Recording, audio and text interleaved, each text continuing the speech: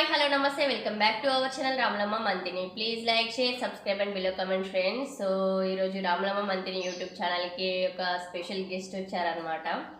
So ఆయన ఎవరో కాదు, మీకు ఆల్రెడీ తెలిసి చాలా ప్రీవియస్ వీడియోలో ఉన్నారు. మా తాతయ్య గారు ఎడవెల్లి మల్లారెడ్డి గారు అంటాడు. సో అంటే అంత యాక్టివ్నెస్ ఉంది ఈ ఏజ్లో కూడా. ఎందుకు అంటే ఆ వెనకట వాళ్ళ తరంలో తిన్న ఫుడ్ కానీ ప్రతి ఒక్క వస్తువు మందు వెళ్ళిపోంటాం అది అప్పుడు అంటే అంత యాక్టివ్గా. ఇప్పుడు నీ ఏజ్ ఎంత తాత? 80 దాటిని. 80 దాటినా కూడా 80 సంవత్సరాలకు కూడా అంత యాక్టివ్గా ఉన్నాడంటే వాళ్ళ తరంలో వాళ్ళు తిన్న స్వచ్ఛమైన ఫుడ్, కల్తీ లేని ఫుడ్ వల్లే ఇంత ఆరోగ్యంగా ఉన్నాడు. బట్ చెప్పు తాత, మరి ఎందుకు మేము ఈ 20 ఏళ్ళకే 30 ఏళ్ళకే ఇట్లా అయిపోతున్నాము? మీరెందుకు ఇప్పటికీ అంత యాక్టివ్గా ఉన్నారు? దానికి దీనికి ఆ తరానికి ఈ తరానికి తేడా ఏంది?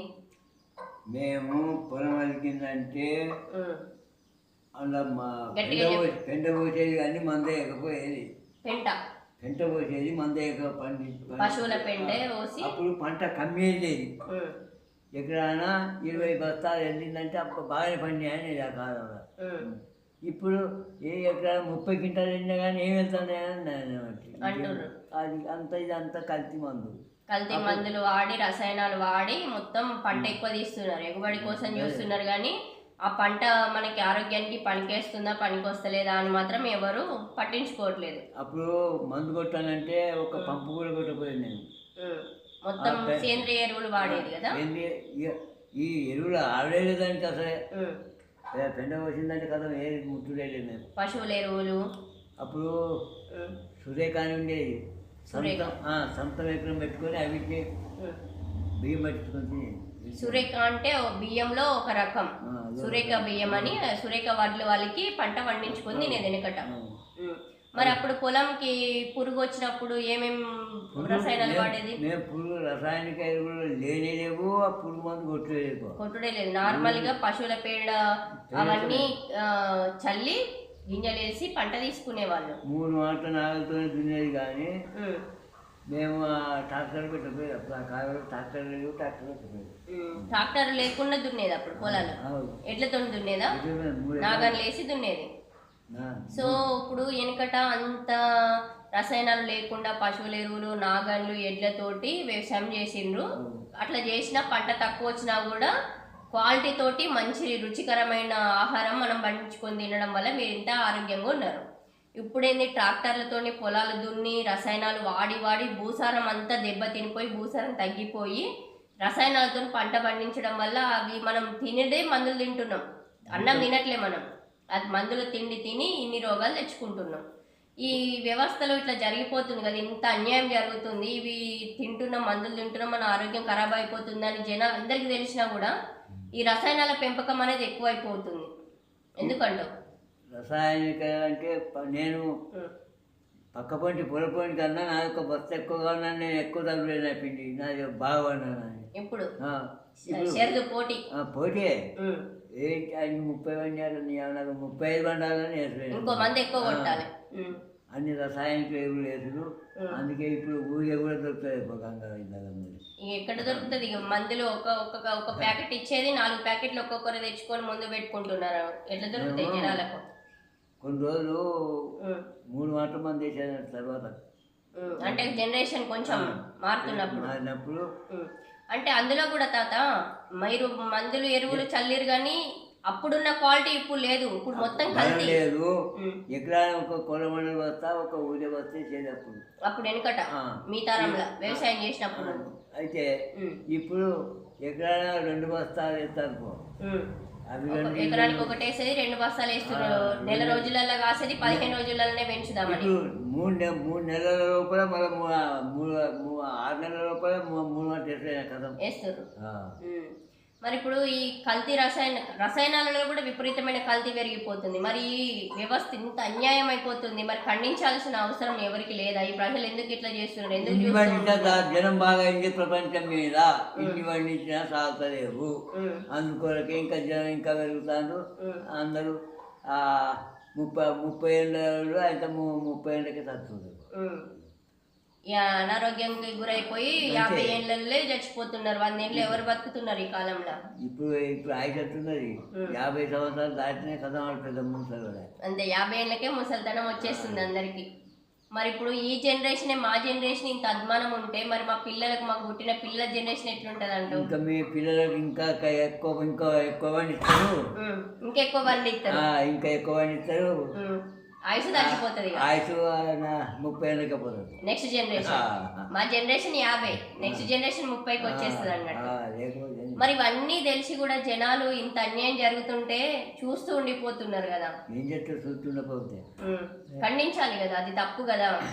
పండించకపోతే రైతు ఎవరైనా గీ పంట పండిస్తా గీయన పండించడానికి వానికి పోటాపోటీ. ఇప్పుడు ఇంత జనానికి ఇన్ని బియ్యం తాగుతలేవంటే ఎందుకు చెప్పు? జనం బాగైండు. అప్పుడు ఇంటికి 5-6 ఉన్నా కానీ ఆ గడక పోసి వాళ్ళకి అన్నం పెట్టి అందరికి ఉంచేది. ఇప్పుడు 5-6 కనిపెట్టానంటే ఇంత చేతనే కదా ఎవరు.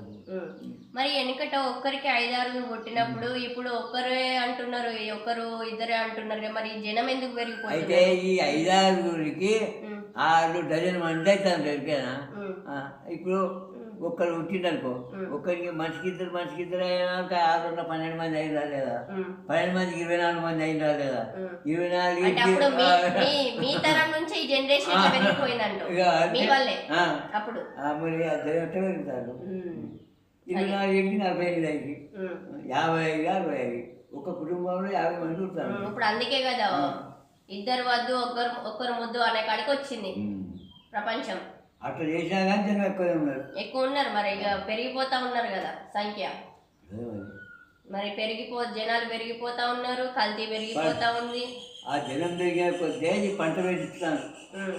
జనాలు ఎక్కువ పెరిగిపోతున్నారు కాబట్టి జనాలకి తిండి సప్లై చేయాలి తొందరగానే హైబ్రిడ్ విత్తనాలు, కెమికల్స్, రసాయనాలు అన్నీ వాడి 6 నెలల్లో పండించే పంటను 3 నెలలకే తీసుకొస్తున్నారు పంటను.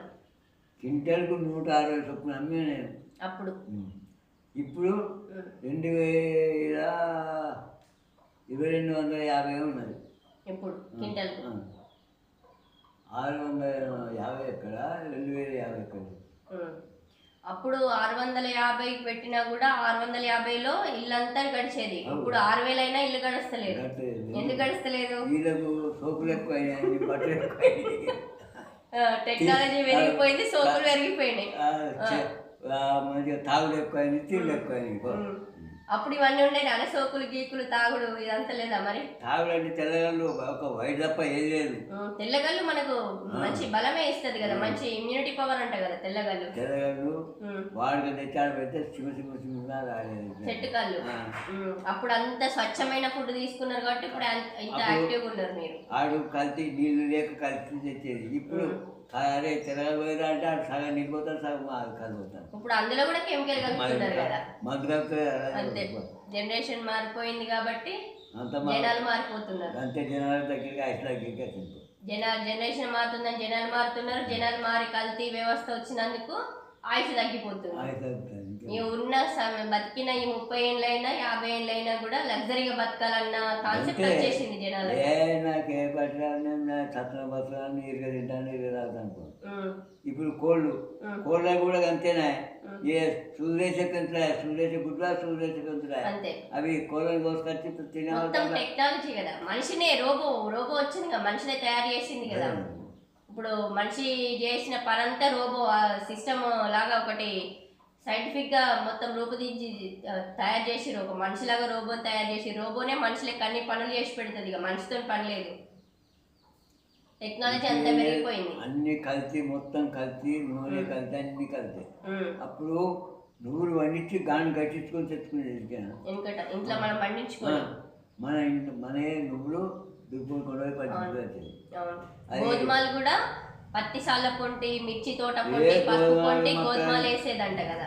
గోధుమ పిండి గిర్ని కడిగి తీసుకెళ్లి గోధుమ పిండి పట్టించుకునేది అంట. ఇప్పుడు అసలు చూద్దామంటే గోధుమ పంట కనబడదు మన సైడ్. అప్పటికి గోధుమ పిండి ఎక్కడే రొట్టె చేసుకుంటే ఎంత కమ్మలేదు. అవును, టేస్ట్ కూడా బాగుండేది. అయినప్పుడు అంత పండించి తీసుకొచ్చినా కూడా అసలు కనీసం అన్నం కూడా టేస్ట్ లేకుండా పోయింది కెమికల్స్ వల్ల. భూసారం అంతా తగ్గిపోయి కెమికల్స్ వాడి వాడి వాడి పంట కూడా కెమికల్ లాగానే వచ్చేస్తుంది. ఇప్పుడు మక్కాయని దొన్న పోయని ఎవరైనా పిండేసి పండించే ఏం చెప్తాను అంతే వాస్తవం. మరి ఇప్పుడు ఈ అన్యాయమైన వ్యవస్థను ఖండించడానికి ఎవరు వస్తారు ముందుకు? ఎవరు రాడు. నువ్వు నీకు 50 నీకు 500 అయితే నువ్వు తప్పు చెప్పుకుంటా అంటే ఆడవుకుంటావు అంతే. అంటే అంత అధ్వానం అయిపోయింది వ్యవస్థ. లంచాలు మారింది, లంచంకి మరిగిన వ్యవస్థ అయిపోయింది మొత్తం. సో ఆ లంచానికి మరిగిన వ్యవస్థ, అన్యాయం అయిపోయిన వ్యవస్థతోటే జనాలందరూ సాగిపోవాలి. ఈ జనాలలో ఎందుకు ఈ ఖండించాలి, మన వ్యవస్థను మనం కాపాడుకోవాలన్న ఆ తత్వం ఎందుకు లేదంటావు మనుషులకు? అంతకంటే అందరితో మనం ఖండిస్తే ఏం లాభం? మన ఒక్కరి మాట వెళ్ళదు కాదు. ఇప్పుడు ఒకరు నీలాంటోళ్ళు నాలంటోళ్ళు ముందుకొచ్చి ఖండిద్దాము, అన్యాయాన్ని ఖండిద్దామని ముందుకు వచ్చినా కూడా మనల్ని ఇప్పటి పశు వ్యవస్థ ఎట్లున్నదంటే పశు వ్యవస్థ వేరే ఉన్నది, ముసలిలో వేరే ఉన్నది. ఇప్పుడు అన్యాయాన్ని ఎదిరించుదామని నాలాంటోళ్ళు నీలాంటోళ్ళు ముందుకెళ్ళినా కూడా ముందుకు సాగనివ్వరు. సాగనీయని వ్యక్తులు ఎక్కడ మన చుట్టుపక్కలే ఉంటారు. మరి మంచి చేస్తున్నారు కదా, మంచికి మనం తోడుందాము అని మన వెనకాల వచ్చడానికి లేదు, వాడి మీద ఒక రాయేద్దామనే చూస్తున్నారు జనాలు. అట్లాంటి వ్యవస్థ తయారైపోయింది ఇప్పుడు సొసైటీలో. ఎందుకంటే డబ్బులు ఎక్కువైనాయి, ప్రజానికి డబ్బు ఎక్కువైంది. నా ఎరకకు 3.5 ఉండే మనిషికి ఇప్పుడు 800 అయినాయి కూలి. 3.5 రూపాయల నుంచి ఇప్పుడు 800లకు వచ్చింది కూలి. అంటే నా ఎరకప్పుడే మా ఇల్లు కట్టినప్పుడు 3.5 ఉండే, 3.5 ఉంటే ఇప్పుడు 800 అయినాయి. ఎంత పెరిగిందో చూడు దానికి. ఇప్పుడు తాత ఈ కిరాణా షాపులు ఉన్నాయి కదనే, కిరాణా షాపులో వాళ్ళని జనాలందరూ బతికిస్తున్నారు కదా, దాని గురించి ఏమంటావు చెప్పు?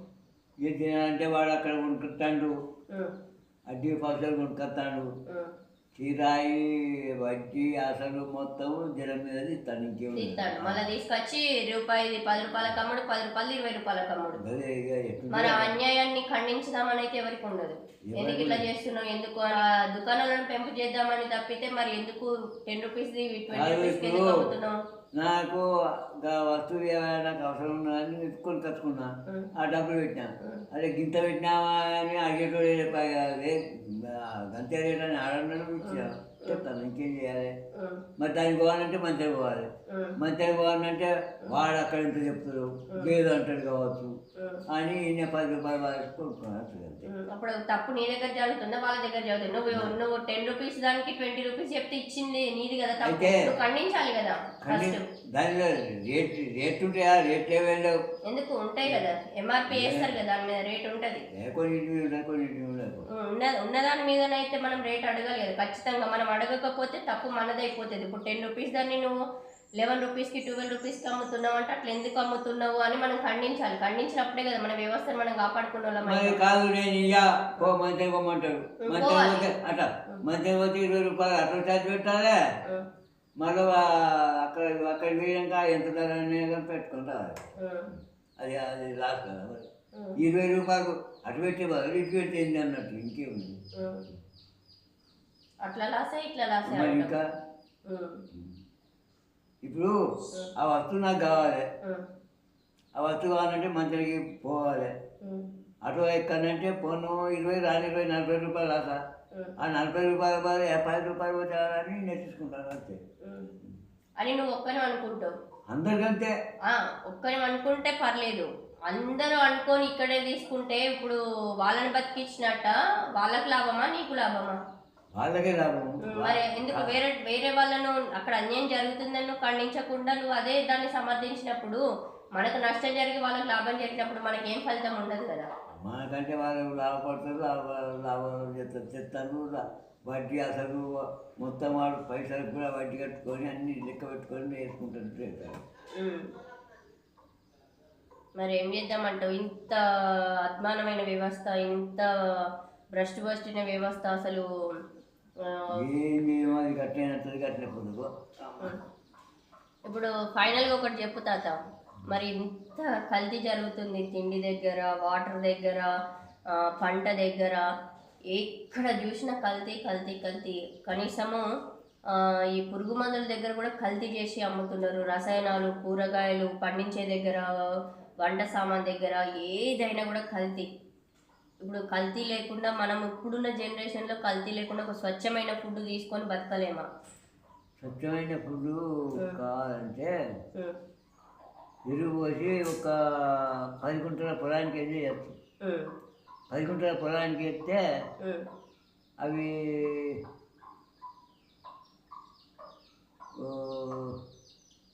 10 బస్తాలు 8 బస్తాలు అవుతాయి. అంటే ఈ రసాయనకి ఎరువులు వాటాలి ఆ పక్క పట్టి పోయిపోరు మందు కొట్టడానికి ఆ పుట్ట తింటే ఇది కూడా పోతుంది. మరి ఎట్లా అది అర్థం కాదు. ఇప్పుడు ఇక ఈ వ్యవస్థతో పాటు ఈ కల్తీ వ్యవస్థతో పాటు మనం కూడా ట్రావెల్ చేయాల్సిందే అంట. అయితే కల్తీ లేకుండా నేను పంట పండిస్తా అంట. అయితే అది పరస్పరం ఏదే జాగాలో ఉండాలి. ఏ పొలానికి అండద్దు, ఏ శనికి అండద్దు. సొంతం అట్టు ఉంటే దాన్ని కల్తీ లేకుండా పండిస్తుంది. అట్లా ఉండదు కదా. అయితే మనం ఆడ పొలం పెడతాం అనుకో, అటు పక్క పొట్టోడు తేపకోవాలి మందు ఎత్తాడు. ఆ మందు రసాయనిక వాసనకు పురుగు మనకు వస్తుంది. మళ్ళీ మందేంది కదా, దానికి పురుగు ఎక్కువ వస్తుంది. దీనికి ఇంట్లో పురుగు అంతా అందులోకి పోతుంది. ఆయన కర్రలు ఇంటర్ కథం పోయిందా. సో ఒకటి ఫైనల్గా ఒకటి చెప్పు, మరి కల్తీ వ్యవస్థలో మార్పు తీసుకొస్తామా, తీసుకురాలేమా, ఇట్లనే ఉండిపోతుందా? తీసుకురాదు, ఇంకా ఎక్కువ వాడతారు. నేను వాడినప్పటికన్నా ఇప్పుడు ఎంతో పెరిగింది మందులు వాడటం. ఇక పోదు, ఇంకింత పెచ్చు అవుతుంది కానీ ఇక పోదు. వీళ్ళు పంపులు వేసుకొని కొడతారు. పంపులు కూడా కాదు నడవైగా, మీరు పంపులు కొడతారు, మీరు నుంచి కొడతారు పంపులు. టెక్నాలజీతో గాలిలో పైపులు వేసి కొట్టేస్తారు అన్నమాట స్ప్రే. సో నేను అనుకుంటున్న తాత, మంచి గవర్నమెంట్ వచ్చి, గవర్నమెంట్ చేతుల్నే కదా మన సొసైటీ అంతా రన్ అయ్యేది. ఏ గవర్నమెంట్ రాని ఎవరేం చేసినా మనకు లాభం చేస్తాడు. ఎప్పుడు లేడంటూ ఎందుకు చేయడంటూ మంచి ఇప్పుడు గిట్ట గిట్ట తీసుకుంటాను అంటాం. ఆ 1000 రూపాయలు పెడితే గట్టిన ఆడంటాడు. నేను మాట్లాడా. సో ఇప్పుడు ఇదంతా మాట్లాడుకున్నాం కదా తాత, నా ఆలోచన ఇప్పుడున్న జనరేషన్లో నాలాంటి ఆలోచన ఎంతమందికి ఉందో ఏందో తెలియదు కానీ నేను అనుకుంటున్నా, ఇన్ని కల్తీ విషయాలు అన్ని ప్రతి దానిలో కల్తీ జరిగి ఇంత వ్యవస్థ ఇంత దారుణమైన స్టేజ్కి వచ్చినా కూడా ఏం చేయలేమంటున్నావు కదా. బట్ నా దగ్గర ఒక సొల్యూషన్ ఉంది. మంచి గవర్నమెంట్ వచ్చి, ఈ సొసైటీ అంతా రన్ అయ్యేది గవర్నమెంట్ చేతిలో. ఒక మంచి గవర్నమెంట్ వచ్చి ఈ రసాయనాల కంపెనీని మొత్తం బంద్ చేసిన తర్వాత, రసాయనాలు కొనడానికి అయితే ఎవరు ముందుకు రారు కదా. కంపెనీ లేకపోతే మనం కొనలేము కదా. సో రసాయనాలు పెంచే కంపెనీలను పెంచుతున్నాడు. ఆ కంపెనీలు బంద్ చేసి అదే ప్లేస్ సేంద్రియ ఎరువుల కంపెనీలు పెంచినాం అనుకో, సేంద్రియ ఎరువులు గవర్నమెంట్ సప్లై చేస్తే ఓవరాల్గా సొసైటీకి మొత్తం ఆ సేంద్రియ ఎరువులే వాడకం ఉంటుంది. రసాయనాల ఎరువుల వాడకం అయితే బంద్ చేసినాం కాబట్టి అది మొత్తం రానే రాదు, సప్లైకి రాదు కదా. రానప్పుడు సేంద్రియ ఎరువుల కంపెనీలు పెంచినప్పుడు ఏరియాలో కానీ, సొసైటీలో కానీ, ప్రపంచంలో కానీ వరల్డ్ మొత్తంలో సేంద్రియ ఎరువులే ఎక్కువైపోతాయి. సో ఆటోమేటిక్గా జనాలు కూడా సేంద్రియ ఎరువులతోనే వ్యవసాయం చేస్తారు. కాబట్టి పంట తక్కువ వచ్చినా కూడా మనకైతే హెల్త్ పరంగానైతే క్వాలిటీ ఫుడ్ అయితే వస్తుంది. సో మార్పు అనేది గవర్నమెంట్ తీసుకుంటే వితిన్ సెకండ్లో జరుగుతుంది మార్పు, సొసైటీ మారుతుంది అన్న నమ్మకం నాది తాత. సో ఈ విషయానికి నేనన్న ఈ థాట్, గవర్నమెంట్ మంచి గవర్నమెంట్ వచ్చి ఈ ఒక్క చిన్నది రసాయనాల ఫ్యాక్టరీలు, రసాయనాల తయారు చేసే కంపెనీలు అన్నీ బ్యాన్ చేసేసి సేంద్రియ ఎరువుల కంపెనీలు, సేంద్రియ ఎరువుల ఫ్యాక్టరీలు వస్తే ఆ రసాయనాలు, కెమికల్తో తయారైన రసాయనాలు అన్నీ సప్లై లేనప్పుడు ఎవరు కొనడానికి ముందుకు రారు. సేంద్రియ ఎరువుల పంపిణీ ఎక్కువ మొత్తంలో తయారు చేసి పంపిస్తే ఆటోమేటిక్గా ఆ ప్లేస్లో రైతులందరూ సేంద్రియ ఎరువులు వాడే వ్యవసాయం చేయాల్సి వస్తుంది, తప్పదు. కాబట్టి సో నా థాట్ అయితే ఇది. సో దీన్ని అప్లై చేయొచ్చా చేయరాదా ఏంటి అనేది మీ అభిప్రాయాన్ని కమెంట్ సెక్షన్లో కమెంట్ చేయండి. సో నాకు వచ్చిన ఈ చిన్న థాట్ కరెక్టా కాదా అనేది కమెంట్ సెక్షన్లో కమెంట్ చేయండి ఫ్రెండ్స్. సో ఓకే బాయ్ తాత, బాయ్ చెప్పు ప్లీజ్. కేంద్ర రూల్ పెట్టారు, అది కాదు ప్లీజ్ ప్లీజ్ అను.